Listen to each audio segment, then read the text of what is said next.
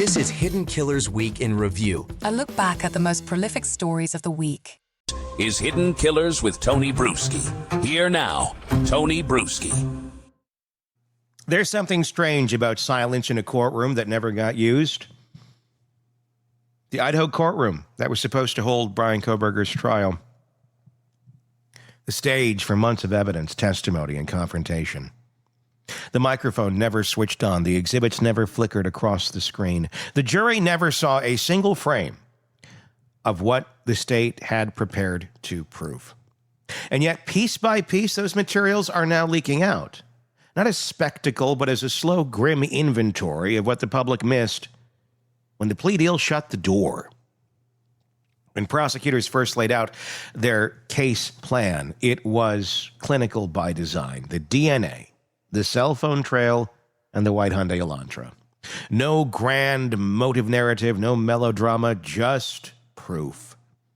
In newly unsealed filings, we can see how they meant to do it. Exhibit logs show nearly 500 potential pieces of evidence, crime scene photos, maps of the King Road house, recorded interviews, 911 call transcripts, and hours of body cam footage. Some of it will remain sealed forever, and that's a good thing. An October 1st order barred the release of any image showing a victim's body or blood, calling them too prejudicial, too invasive. And there's no reason we need to see them. But what's left paints a chilling, methodical picture. The knife sheath found beside Maddie Mogen's body carried a single male DNA profile, the genetic match that investigators say broke the case open. Digital evidence mapped Kohberger's phone traveling towards Moscow the night of November 12th into the early hours of November 13th, before it briefly vanished from the network between 2:47 and 4 a.m., reappearing moments after the murders, heading back towards Pullman. Surveillance cameras captured a white Hyundai Elantra circling the neighborhood, headlights cutting through the early morning fog. Those are the cornerstones the jury would have seen. Then came the human side, the brutality described in autopsy summaries, now partially unsealed this month. Xana Kernodle, more than 50 stab wounds, and fractured bones of the skull. Maddie Mogen, defensive wounds, and the unmistakable hilt imprint of a knife pressed into her chest.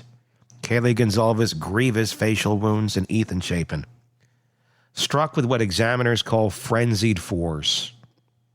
It's almost impossible to read, even now. But those details underscore how prosecutors were building the death penalty argument before the plea deal erased it. There were also the quiet pieces, things that add texture but never make headlines.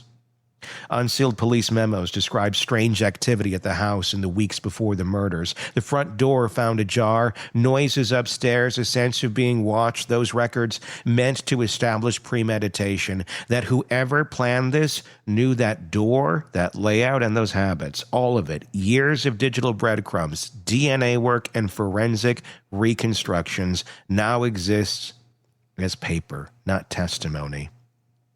A story that could prove guilt beyond a reasonable doubt, but will never be tested in front of 12 people sworn to listen. The newly released witness list reads more like a map of Kohberger's collapsing world. Prosecutors didn't plan to call his parents. They were never central. But his sister Amanda was. Her name appears on the state's October 11th filing, just days before her brother suddenly agreed to 4 consecutive life sentences. The state said she would testify about his behavior before and after the killings, how he acted the summer he moved to Pullman, and again that December when he returned to Pennsylvania. She wasn't going to accuse him of anything. She was there for context. Still, the symbolism is hard to ignore. The family name inside the witness box. And then came the professors from Washington State University. John Snyder, the criminology teacher for whom Kohberger worked as a teaching assistant, told investigators his student was rigid, argumentative, socially off-putting. Snyder said he'd considered removing him from the program before the arrest ever happened. You have Amelia Pedno, another professor, told police she worried about how Kohberger treated female students and that he'd once emailed her about a paper. The charisma of evil Ted Bundy and the study of psychopathy. According to newly unsealed campus records, Kohberger downloaded that paper 3 times from the university archive. That detail now feels a little prophetic because if the trial had gone forward, prosecutors intended to draw that line. A fascination with Bundy that went beyond academic curiosity. Photos recovered from Kohberger's phone show him hiking near Mount Rainier, the same area where Bundy dumped at least one victim in 1974. In one selfie, his expression is eerily deliberate. Behind him, a memorial stone marking the mountain's first climb. Investigators noticed the framing. Too deliberate to be chance. The Bundy parallels. Mount Rainier, the sorority house attack, the targeting of women, all would have helped the state argue motive without ever saying a word. And while prosecutors assembled that pattern of life, the defense had its own army of specialists waiting in the wings. 16 experts, DNA, cell phone forensics, crime scene reconstructionists, computer analysis, even a psychiatrist. Their strategy was clear from discovery filings. Dismantle the state's forensics and imply more than one weapon, more than one person, without an alibi. It was the only path left. The trial would have been a brutal chess match, science versus suggestion. Instead, a signature on a plea deal ended the game before the first move. Buried among the pretrial records is a small but revealing file, the psychological evaluation commissioned by the defense. Dr. Eileen Ryan, a forensic psychiatrist at Ohio State University, was hired to study Kohberger's family dynamic. She interviewed his parents and 2 sisters, both individually and as a group, in late of 2024. Why the family? Because the defense needed to humanize him, to argue that obsession, not evil, drove him. Ryan specializes in obsessive-compulsive disorder. Her notes mention ritualistic organization, control fixation, and interpersonal rigidity. The most interesting part isn't what she said about Bryan, it's what she didn't. She focused almost entirely on the women in his life, his mother, Marianne, and his sisters, Amanda and Melissa. His father didn't get an individual session. Psychologists who reviewed the structure say that choice suggests the defense was exploring how his relationships with women formed or fractured long before the murders. It's also worth noting Kohberger's mother once wrote an opinion piece criticizing the death penalty and used Ted Bundy as her example. Prosecutors had that article in their mitigation file. They likely would have used it to challenge any argument that her son was misunderstood rather than malignant. In a trial, that small essay could have become one of the most haunting pieces of irony in recent memory. Now, instead of the courtroom, we get the slow paperwork of a man adjusting to permanent confinement. At Idaho Maximum Security Institution, Kohberger is in administrative segregation. A single cell, minimal contact. The October 20th grievance log, released through public records request, shows 9 complaints in 2 months. Temperature too low, portions too small, correction staff failing to follow policy. Staff describe him as precise, insistent, and argumentative. The same words professors once used. Earlier this month, state officials finally named the employee who leaked surveillance video of him pacing his cell and performing push-ups. That worker resigned. No criminal charges. Since then, the Department of Correction has implemented a single-channel communications rule, meaning no one can speak to media without approval. It's an institutional muzzle born from embarrassment. Meanwhile, prosecutors refiled a 99-year no-contact order forbidding Kohberger from any communication with the victims' families. Not letters, not emails, not proxy messages through third parties. The family supported it unanimously.